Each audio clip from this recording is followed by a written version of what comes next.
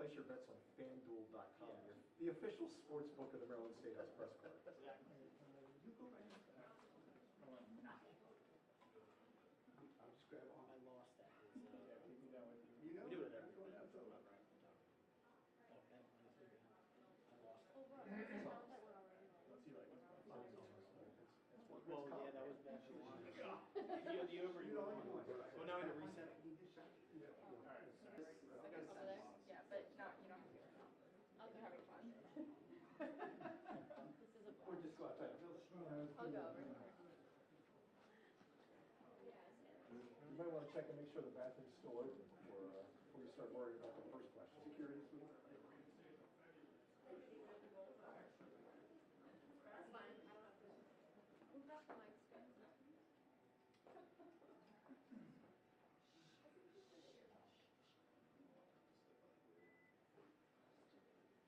I knew you were. I just wanted to I'm too vertical challenge. You can step the microphone. Come on over, Senator Hershey. How you doing? You know me, I always have something to say. An opinion on something. But I'll listen to what the other has to say today. He's here to announce his strong support for one. I don't know. Figured we could be. Figured you would. It's the story of the session. What's that? It's the story of the session. I wrote it the other day. I read it. That was great. Okay.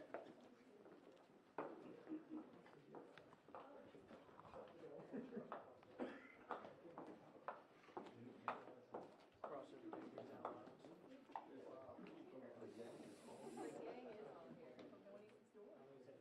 This is not gonna work. I know, I see my headphones. I'm like, I'm trying to. You know, you are really testing your equipment, right? I am Why are you public angering the equipment guy? public radio budget. I'm always angering the equipment gods because my equipment is shit. Sorry. I'm here. I'm ready. Support public media, guys. That's all I got to say.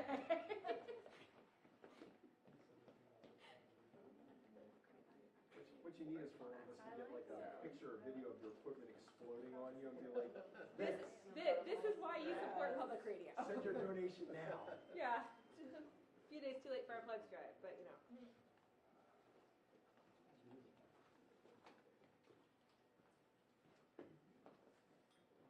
Seriously, my membership team would thank you. Put some like Sarah McLachlan music going on. Uh-huh.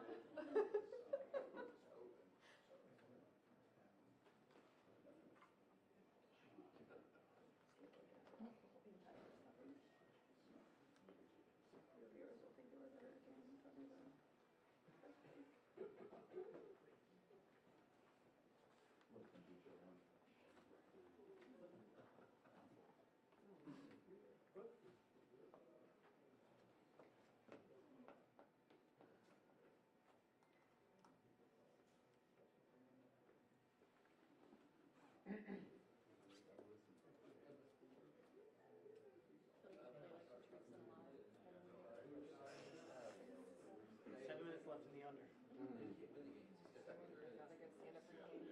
Take 5.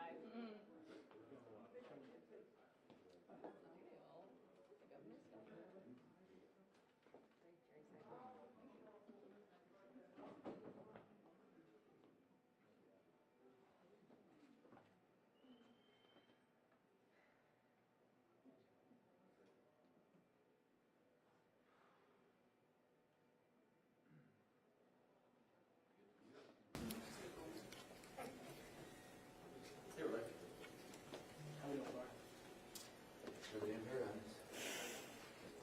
Is Maryland going to join the lawsuit against the NCAA? Oh, you have to ask Anthony Brown. UNC doing some shady stuff. We'll see what happens after first round of the tournament. Answer could change depending on how far we right? make.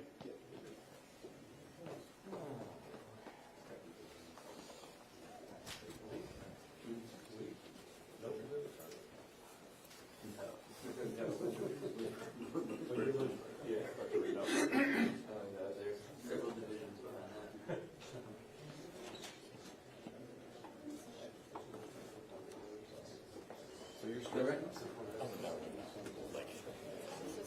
This is just recorded. We are, if you're We talked interested. about it at the press conference earlier. But no.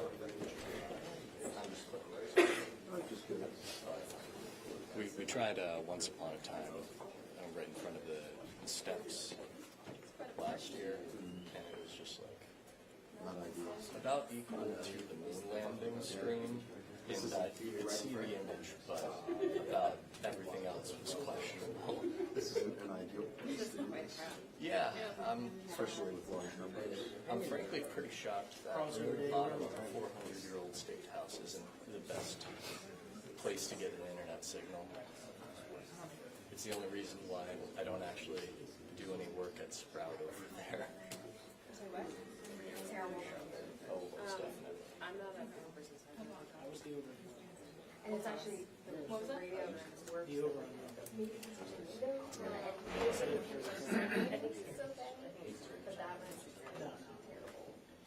This past Thursday, I think it was, I was streaming from the Oh, yeah, Serum event. There's no signal. No, there was not. I got less than Hotel. 15 minutes out, it's not gonna tell us. No, but that's good. Supports that. recently been so no wired internet. Oh, yeah, the same thing. So I was just kind of using my personal Spectrum connection. It's still going on. It's still figured out. So resolve all of that. Yeah, they keep sending out.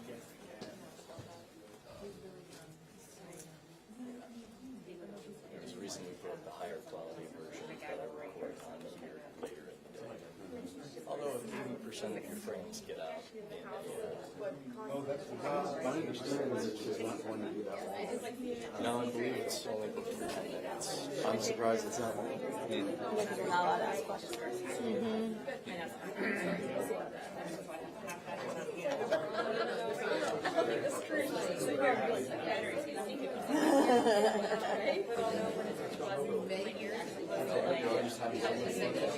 How can we ever quit? Very nice. Yeah, so I talked about it. Best place to be right now. We're all talking.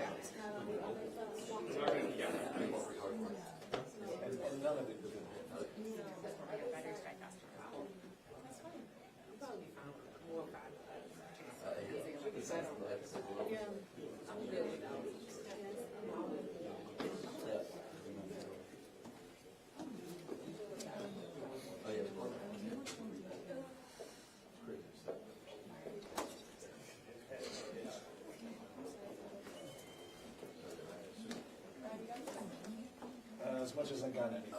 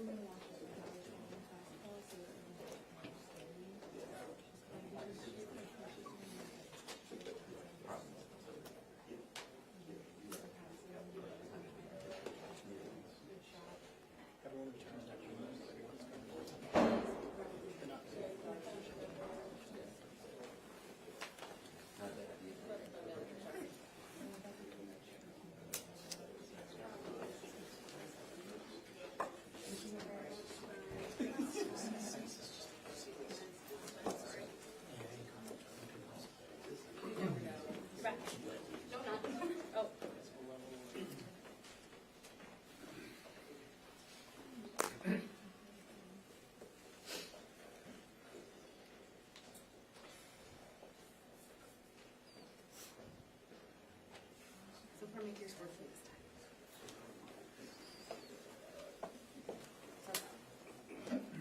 Just get a nice coffee before you get it down. Just walk out and just pound. Crush it on his head. No sugar.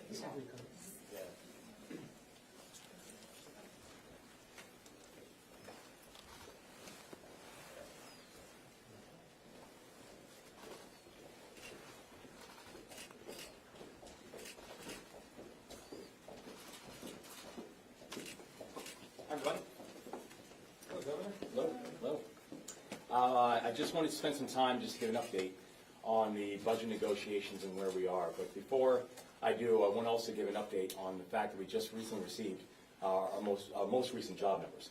And I'm really pleased to report that in the first 2 years of this administration, we have gained more jobs in the state of Maryland than the last administration did in 2 terms. And so we're thankful for all the partnership we've had, particularly with the private sector, who has really driven this level of job growth and job creation that we've seen in the state of Maryland.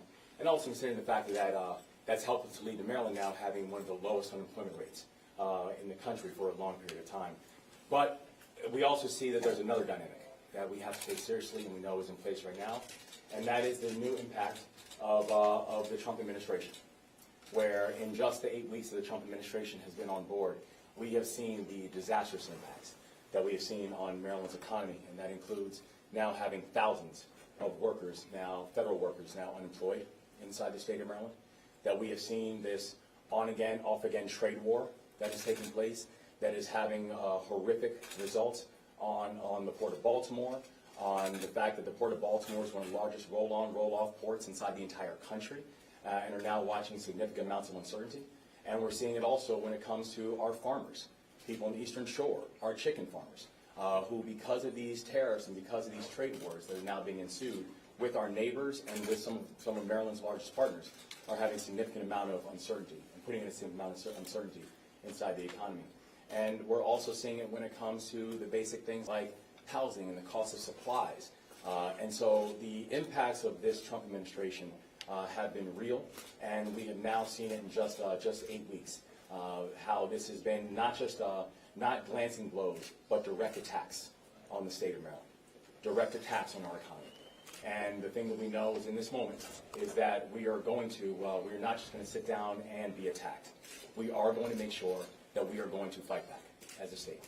And so on January 18th, I introduced our budget, and inside that budget rollout, I had 3 very clear guidelines that we laid out that day. The first was that we need to reform the tax code, and we cannot do it on the back of middle-class families. The second was that we had to make Maryland more economically competitive, that we had to ensure that we were diversifying our economy off of Washington, and that we had to be more business-friendly as a state. And then the third thing that I laid out was that we needed to make sure that we were investing in our people. Those were the 3 guidelines that I laid out when we first introduced our budget on January 15th. That is exactly where I am to this day, and we have not moved and will not move from those 3 guidelines. We had very productive conversations with the General Assembly, with both the House and the Senate, to ensure that we're going to accomplish and hit every single one of those benchmarks by the time we get to the close of session. But I did want to also say that there are a few things that will not be included inside of that final budget. The first is that when I laid out that we had to make ourselves more economically competitive and more business friendly, that meant actually creating and opening up pathways for businesses to be able to grow and stay in the state of Maryland, and making Maryland the best place in the country in order for businesses to grow. And that is why that the broad business-to-business tax will not be in the final budget. So a broad B2B tax will not happen in the state of Maryland. We also said that in order to really support Marylanders, and particularly working Marylanders right now, that we had to be able to drive to get the cost of things down. And that is the reason why just last week we talked about a partnership to be able to bring down the cost of prescription drugs. It's the reason that we've introduced a housing bill this year, the Housing for Jobs Act, which ensures that we can increase inventory and bring down housing costs. But also, we've got to impact and we've got to bring down the cost of what people are seeing inside of the grocery stores and inside of the markets. And that's why things like the soda tax will not happen in the state of Maryland. The soda tax will not be included in the final budget. And so we've been working very closely with members of the General Assembly. I want to give a special shout out to Speaker Jones and to President Ferguson and their staffs, as well as also acknowledging the hard work that we've been doing in partnership with Chair Atterbury, with Chair Barnes, and also Chair Gazon.